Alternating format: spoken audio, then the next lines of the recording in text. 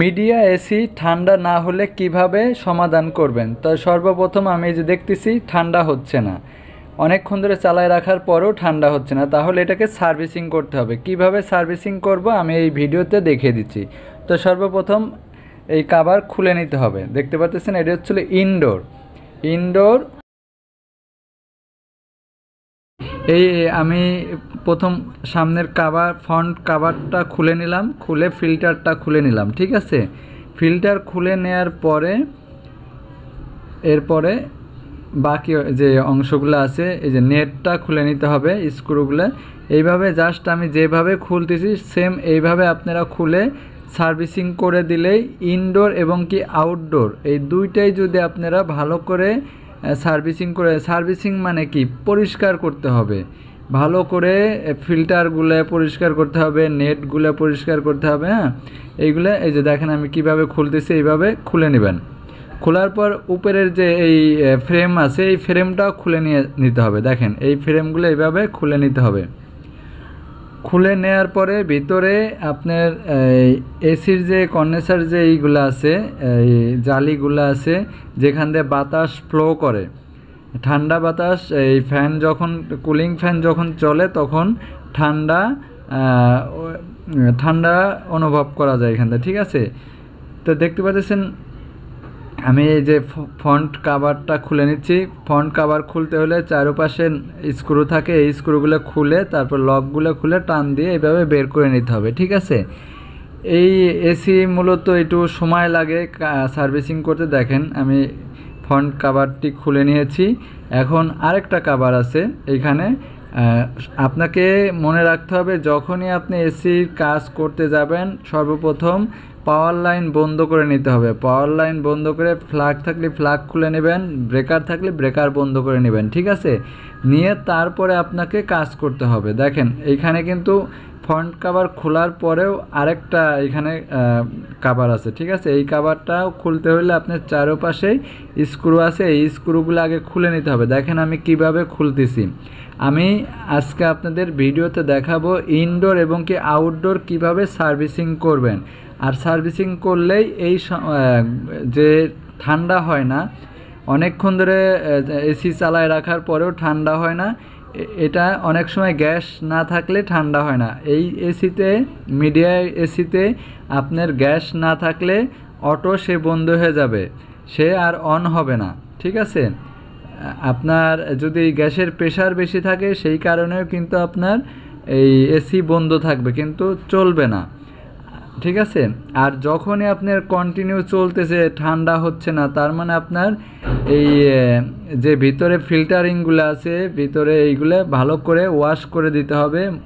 অনেক ডাস্ট ময়লা জমে থাকার কারণে আপনার ঠান্ডা বাতাসটা দিতে পারে না, মানে বের করতে পারে না। ঠিক আছে, রুমের মধ্যে প্রবেশ করতে পারে না, ওই শুধু গরম বাতাসটাই প্রবেশ করে। যেহেতু আপনার নেটগুলো যখনই ময়লা পরিণত হবে তখন আপনার এই সমস্যাগুলো হয়ে থাকবে। ঠিক আছে, তাহলে আমি জানি যে গ্যাস ঠিক আছে, গ্যাস যদি আপনার না থাকতো সেই কারণে আপনার যে আউটডোরের যে এসি ওইটা পাইপগুলা বরফ জমে যেত। ঠিক আছে, আর চলতো না, এসি চলতো না। দেখেন আমি যে দ্বিতীয় কাভার খুলে নিলাম। ঠিক আছে, ইলেকট্রিক্যাল লাইন সব কানেকশনগুলো খুলে তারপর খুলতে হবে। তাহলে আমরা যখনই এসির কাজ করব পাওয়ার লাইন বন্ধ করে ব্রেকার বন্ধ করে নিয়ে তারপরে কাজ করতে হবে। ঠিক আছে, এই যে আমি এটা খুলে নিলাম। খুলে নেওয়ার পরে এখন আমাকে কি করতে হবে, এই এসির যে ভিতরে যে এই যে দেখেন এর ভিতরে এই ব্রাশ দিয়ে ভালো করে এইভাবে ওয়াশ করে দিতে হবে। চারো সাইডই প্রচুর ময়লা জমে আছে, এই ময়লাগুলো পরিষ্কার করে দিতে হবে। দেওয়ার পরে এই কুলিং ফ্যান আছে এই ফ্যানটাও পরিষ্কার করে দিবেন।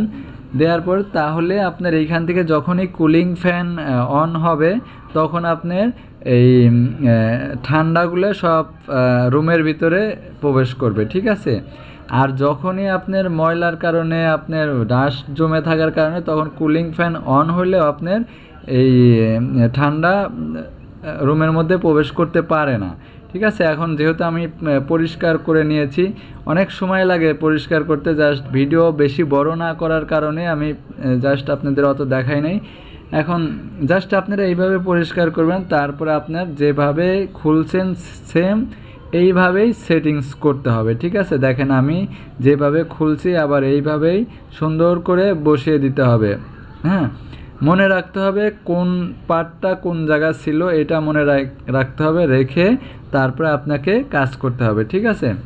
দেখেন আমি আবার সুন্দর করে সেট করে দিচ্ছি।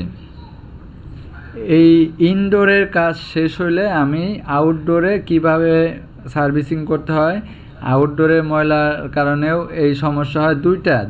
যখনই আপনি কাজ করবেন ইনডোর এবং কি আউটডোর দুইটা সেকশনই আপনার সার্ভিসিং করতে হবে। একটা করলেন আরেকটা করলেন না, তাহলে কিন্তু আপনার ঠান্ডা ঠিক মতো হবে না। দেখা গেছে ইনডোরেও ময়লা আছে, আউটডোরেও ময়লা আছে। আপনি কি করলেন, আউটডোর তাড়াতাড়ি করে আউটডোরটা পরিষ্কার করে দেওয়ার পরে তারপরে হালকা একটু ঠান্ডা হলো চলে গেলেন। আসলে তো ভিতরে ইনডোরের ভিতরেও তো ময়লা আছে, এটাও পরিষ্কার করতে হবে। তাহলে যখনই সার্ভিসিং করব তখন ইনডোরেও সার্ভিসিং করব, আউটডোরও সার্ভিসিং করব, এই জিনিসটা মাথায় রাখতে হবে, ঠিক আছে। দেখেন আমি সব তার তুর সব কানেকশন করে দিচ্ছি, কারণ অনেক সময় লাগে এই সেট করতে। যাক, ভিডিও আমি বড় না করার কারণে আমি জাস্ট আপনাদের শর্টকাটে দেখাই দিচ্ছি, ঠিক আছে। তারপর চার কোণা যে স্ক্রুগুলো এগুলো সুন্দর করে লাগিয়ে দিতে হবে। লাগিয়ে দেওয়ার পর তারপরে যে নিচের যে আরেকটা ফ্রন্ট কভার আছে এই ফ্রন্ট কভারটিও লাগিয়ে দিবেন, ঠিক আছে। তো মূলত এসি যখনই ঠান্ডা না হবে, ঠান্ডা কম হবে, তখন আপনাকে বুঝতে হবে যে ময়লা জমছে, ময়লা জমার কারণে আপনার ঠান্ডা ঠিকমতো হচ্ছে না। যে পরিমাণে ঠান্ডা হওয়ার কথা সেই পরিমাণে ঠান্ডা হচ্ছে না, তাহলে আপনাকে বুঝতে হবে এই মিডিয়া এসির সমস্যা হচ্ছিল, সমস্যা না, এই মিডিয়া এসির সিস্টেম করছে আপনার গ্যাস যদি কম থাকে এসি চলবে না, আবার গ্যাসের প্রেশার যদি বেশি থাকে সেই কারণে এসি চলবে না, ঠিক আছে। আবার যদি ওভার হিট হয়ে যায় সেই কারণে আপনার এসি চলবে না, F9 দেখাবে, F2 দেখাবে, মানে ওভার হিটের কারণে, ঠিক আছে।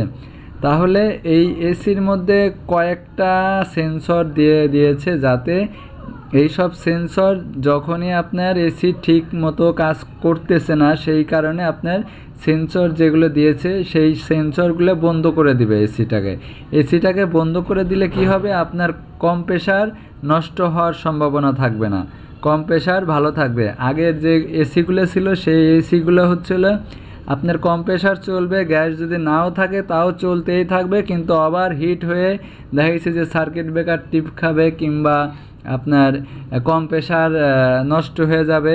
আর এই এসিগুলো আপনার কয়েকটা সেফটি দিয়েছে, যাতে এইগুলো কোনো ফল্ট হইলেই আপনার এসি অফ হয়ে থাকবে, মানে অন হবে না, ঠিক আছে। দেখেন আমার এইখানে ইনডোরের কাজ প্রায় শেষের দিক, আমি এখন ফিল্টার লাগিয়ে কভার লাগিয়ে দেবো, ঠিক আছে। তারপরে আমরা চলে যাব আউটডোরে যা কিভাবে পরিষ্কার করতে হবে এটাও আমি আপনাদের দেখিয়ে দেব।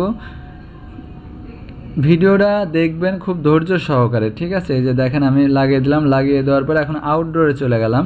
আউটডোরে যাওয়ার পর আমাকে দেখতে হবে আগে কন্ট্রোল বোর্ড যেখানে কন্ট্রোলিং হয় সেই কন্ট্রোল বোর্ড ভালো করে ওয়াশ করতে হবে। ওয়াশ করবেন কি দিয়ে, আপনার এয়ার প্রেশার দিয়ে, মানে হাওয়ার লাইন দিয়ে আপনার এই যে কম্প্রেসারের যে আপনার হাওয়ার প্রেশার দিয়ে এই সার্কিট বোর্ডগুলো, এই ভিতরের অংশগুলো ভালো করে ক্লিন করতে হবে আগে, ঠিক আছে। এখানে কিন্তু অনেক ডাস্ট জমে আছে, দেখতেই পারতেছেন প্রচুর পরিমাণে ডাস্ট জমে আছে, এগুলো ভালো করে পরিষ্কার করে দিবেন। দেখেন আমি পরিষ্কার করে দিয়েছি, পরিষ্কার করে দেওয়ার পরে এখন আবার কভার লাগিয়ে দিতে হবে, ঠিক আছে। এখন কভার লাগিয়ে দিবেন, কভার লাগিয়ে দেওয়ার পরে এরপরে আপনার ফিল্টারিংগুলো আছে যে এইগুলো আছে, এগুলো ভালো করে পাখাগুলো পরিষ্কার করতে হবে পানি দিয়ে, এই পিছনে ভালো করে পরিষ্কার করে দিতে হবে যেন ময়লা না থাকে। পানি দিয়ে পরিষ্কার করলে ভালো পরিষ্কার হয়, ঠিক আছে। হাওয়ার চেয়ে আপনার পানি দিলে একদম ময়লা মানে সব ময়লাগুলো ক্লিন হয়ে যায় আর কি, ঠিক আছে। এইভাবে অনেক সময় লাগে আসলে একটা এসি সার্ভিসিং করতে। পিছনের কাজ শেষ করে দিয়েছি, অনেক ভিডিও আমি শর্ট করার জন্য আমি এইভাবে কাজ করছি।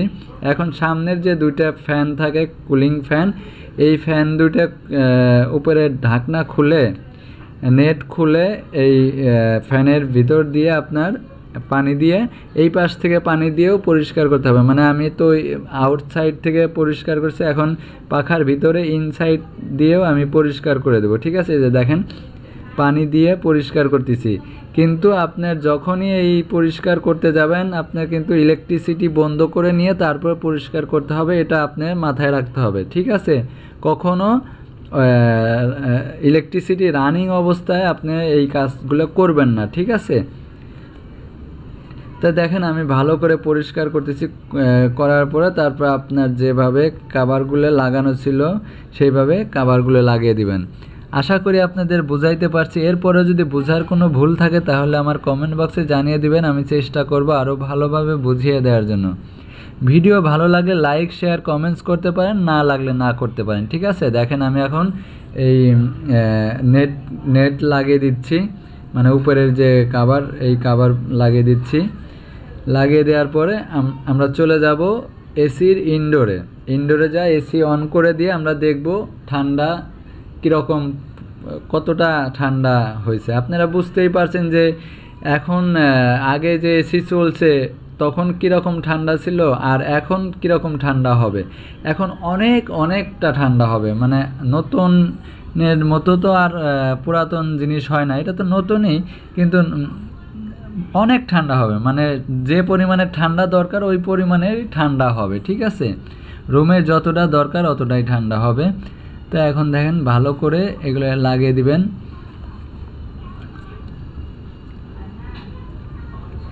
দেখেন এই যে আমি একটা কাভার লাগিয়ে দিয়েছি, আর একটা কাভার এইখানে লাগিয়ে দেব। এই কাভার লাগাইলে আমার কাভার লাগানো শেষ, ঠিক আছে। দেখেন এই ভাই কাজ করতেছে, কাজ করতে করতে ঘেমে গেছে, দেখেন অনেকক্ষণ ধরে কাজ করতেছে, ঠিক আছে। আর প্রচণ্ড গরম পড়ছে, এর জন্য আরও বেশি ঘামতেছে, ঠিক আছে। তাই এই ভাই খুব ভালো ভাই, এই ভাই কাজগুলো খুবই ভালোভাবে কাজগুলো করে, মনোযোগ সহকারে কাজ করে, ঠিক আছে। তাই আমরা ইনডোরে চলে গেলাম, ইনডোরে চলে যাই, এসি অন করে দিয়েছি, ঠিক আছে। এসি অন করে দেওয়ার পরে দেখেন আমি যে এখানে হাত দিয়ে আমি দেখব যে কি পরিমাণে ঠান্ডা হচ্ছে, ঠিক আছে। এই দেখেন এই যে আমি হাত দিয়ে রাখছি, এখানে প্রচুর পরিমাণে ঠান্ডা হচ্ছে, তার মানে আগে ঠান্ডা হইতোই না আর এখন অনেক ঠান্ডা হচ্ছে, তার মানে এসি এখন ঠিক হয়েছে। রুমে এখন আর গরম অনুভব করা যাবে না, এখন খালি ঠান্ডাই অনুভব হবে, ঠিক আছে। তাহলে ভালো থাকবেন সবাই, সুস্থ থাকবেন।